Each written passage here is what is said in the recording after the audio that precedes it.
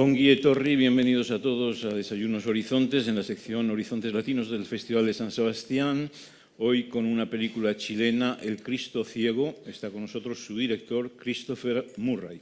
Bienvenido. Muchas gracias. Bueno, El Cristo Ciego viene de la Cine Fundación. ¿Este guión lo escribiste durante tu estancia ahí? Ahí comenzó el proceso. Las primeras ideas de la estructura de la película partieron ahí en esa residencia, pero la verdadera escritura, yo siempre digo que sucedió una vez que la película aterrizó en el territorio donde se llevó a cabo. Ahí fue la verdadera escritura en terreno. Y es una producción con Francia, hay que decir. Tienes a Thierry Denouvel como productor, que se interesó por el proyecto enseguida. Sí, con Thierry trabajamos desde muy cerca, o sea, desde muy en el inicio del proyecto. Se vinculó cuando todavía no había guión, por el interés de trabajar juntos y efectivamente la película finalmente consiguió los fondos en Francia y en Chile, que fue lo que permitió que pudiéramos hacerlo. Venís también de Venecia, donde has tenido premio, creo, también, ¿no? ¿En qué selección estabas en Venecia? La película estuvo en la competencia, y nada, eso fue el premio. Pero en todo caso hubo mucha presencia chilena este año, ¿no? Sí, yo me he dado cuenta, bueno, acá también, digamos, que hay una excelente presencia. También en Venecia está la película de Pablo Larraín y sí que contento. Este es tu tercer largometraje, hay que decir. Es mi tercera película, pero es la verdadera, como en solitario, es la primera. Sí. Las otras veces había trabajado en conjunto con gente. Y tenías un largometraje documental también. Exactamente. Que hiciste antes que este. Sí. Bueno, El Cristo Ciego, vamos a entrar de lleno en la película. Es un chico que se toma por Jesucristo y que no ve la realidad, por eso ciego. Bueno, en verdad no es Jesucristo, él habla de Cristo, que es como una idea que ronda en la película, que es más como la figura de un Cristo, en el sentido como de una suerte de iluminado, pero no un iluminado que todo lo ve ni que todo lo sabe, sino alguien que se pierde, que no conoce el camino, y por eso también la idea de la ceguera como el sentido de la pérdida de la ruta, digamos, el personaje. Y eso. El tema que te ha interesado en esta historia es un chico que se va, es un viaje iniciático, místico, ¿no? Y se va a encontrar con la realidad, es decir, en ese viaje iniciático con la miseria también. Es una película sobre la miseria y la religión. Sí, bueno, es verdad, la película es un viaje porque el viaje en la búsqueda de un milagro, entonces la búsqueda como de algo sobrenatural o más allá de la realidad, y efectivamente parte de la idea es cómo se va encontrando esa búsqueda de cómo cambiar aquella realidad que cada vez se hace más presente en la película. Siempre me ha parecido interesante que no entender la realidad solamente como desde lo explícito, sino también cómo eso se conecta como con la idea de otra realidad y cómo eso convive, ¿no es cierto? La idea de lo sagrado en la película como con la idea de lo terrenal, que yo creo que están estrictamente ligados, no creo que sean dos planos distintos, sino que al contrario, son como espejos, ¿no es cierto? Una cosa refleja a la otra y la construcción del mito, la construcción de la fe, de la creencia, está estrictamente ligado también a las vivencias.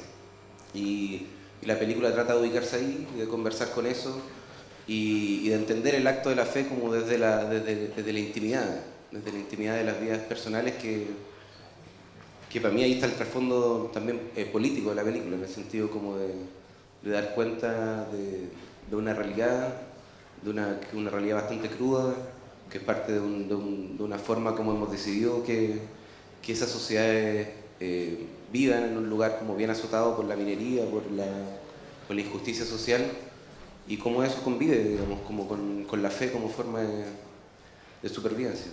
Ese contexto social está muy presente, efectivamente, puesto que el papá de tu personaje es un hombre alcohólico y asistimos en una región también muy desértica, la pampa chilena, donde hay toda esa miseria que justifica esa espera o esos anhelos de que haya milagros, que venga algún milagro a sacarnos del infierno. Sí, yo siempre he creído que es como un... O sea, que la búsqueda del milagro también es algo que es parte también de la condición humana, porque no es propiamente ese lugar, pero creo que hay ciertas como realidades que hemos potenciado como sociedad que también llevan a querer buscar otra realidad. Si en el fondo, más allá de la fe, la película creo que habla sobre la construcción de sentido, cómo se construye sentido, cómo uno construye relatos que en el fondo puedan a uno sostenerlo. Y eso creo que tiene que ver con la falta de sentido que muchas veces los lugares como ese, es un lugar, por ejemplo, que extrae gran parte de la riqueza en Chile, pero esa riqueza, digamos, no beneficia directamente a esas comunidades, y por lo tanto ese ya sin sentido creo que es como algo que es una herida que está muy presente, y donde uno se da cuenta que también desde ahí nace también gran parte de las ganas de crear una realidad que sea un poco más esperanzadora que esa. ¿Cómo escogiste a tu intérprete, el intérprete de Jesús? Bueno, fue interesante porque cuando es un personaje que básicamente está en todos los planos de la película, por lo tanto él carga como gran parte de la película sobre sí. Yo estaba planeado como, no sé, 5 meses de casting para encontrar el personaje y él fue el primero. Me acuerdo que nos encontramos, él todavía no era conocido, estaba preparando una serie para la televisión, pero en verdad nunca había actuado. Pero cuando nos sentamos, algo me llamó la atención, creo que hay algo como en su mirada, en su rostro que es súper expresivo. Es alguien que es del norte de Chile también, muy cercano a la zona donde se grabó la película, por lo tanto es bien cercano también, pero para mí era muy importante eso también, ya que todos los otros personajes eran de allá, que él también tuviera algo de eso. Y aparte alguien que esa temática le interesaba y sobre todo que está dispuesto a aventurarse, porque sabíamos que iba a ser un proceso bastante incierto, y así que rápidamente como que cerramos el casting con la primera persona que llegó. Fue bien mágico en ese sentido. ¿Y has utilizado también las gentes del lugar en que rodabais? O sea, efectivamente la película fue una invitación abierta en ese sentido. Hay muchos personajes en la película, son más de 30 personajes, y para mí, digamos, el sentido de la película era que fuera una invitación a crear en conjunto. De hecho, por eso te comentaba del guión, gran parte del guión surge de la recopilación de historias de personas durante un proceso de 2 años de ir constantemente, y muchos de ellos, digamos, que son como Mauricio, que es la persona que finalmente va a hacer el milagro, una persona que nos conocimos en la calle, es alguien que tenía un problema efectivamente, un problema de salud, de perder su pie, y lentamente su historia se convirtió en la historia de la película también, del viaje, pero en el fondo tampoco es un registro documental, porque hay creación, hay ficción, y ese acto creativo de desarrollar un guión en conjunto, también de pensar las líneas de la película, de pensar la vestimenta de la película, también ese acto como de autorrepresentación, al menos para mí es bien fascinante, y también le da algo irrepetible a la escena. Tú tengo entendido que estudiaste teología, ¿no? ¿Quiénes son tus informantes? No es verdad eso. No. Pues te lo escriben cosas así por ahí, fíjate, te están poniendo de teólogo. No, estudié comunicaciones nomás, es más. Sí, estás metido como docente en la comunicación audiovisual. En todo caso, quizás si lo han escrito por ahí es porque tu película plantea el tema de la existencia de Dios. Finalmente lo que vemos con tu personaje, que se va a hacer milagros en un mundo dejado de la mano de Dios, es que, bueno, no sé si Jesucristo vivió o no, pero si volviera lo matarían otra vez. Sí, bueno, igual la película no sé si habla sobre la existencia o no existencia de Dios, porque de hecho creo que eso es como que la energía está más puesta como en las personas, digamos, en el sentido como de las creencias personales. De hecho, yo no estudié comunicaciones, ahora estoy estudiando como antropología, eso sí, porque me he dado cuenta después del proceso de la película que que hay que perfeccionar cómo como cineastas también nos conectamos con los territorios, como con los lugares donde pasan las películas.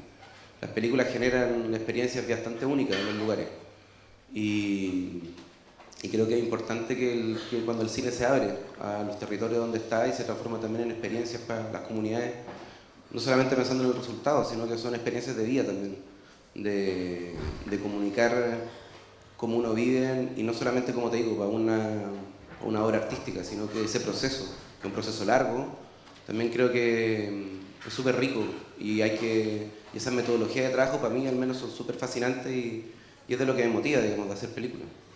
Es decir, tu mirada sobre el mundo del cine es precisamente ir al encuentro de personajes, el lugar en que las localizaciones tienen una importancia vital en el relato.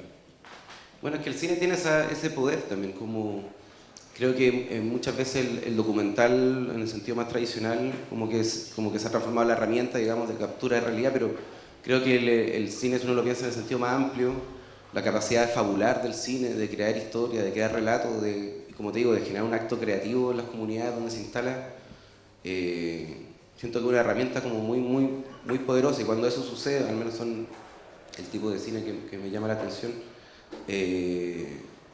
como digo, creo que genera experiencias bastante como irrepetibles. Y al menos a mí, ese cine que va al encuentro de lugares, al menos a mí el que hasta ahora me ha parecido interesante, porque también implica que la película tiene que adaptarse a otra cosa, no significa simplemente como de crear desde cero una realidad, sino que tiene que ver como con abrirse y entender y escuchar, sobre todo escuchar. O sea, yo no sería capaz de escribir realmente todo lo que aparece en la película, creo que me es más interesante el proceso de recopilarlo y buscar la manera de cómo hacerlo dialogar que crearlo desde cero.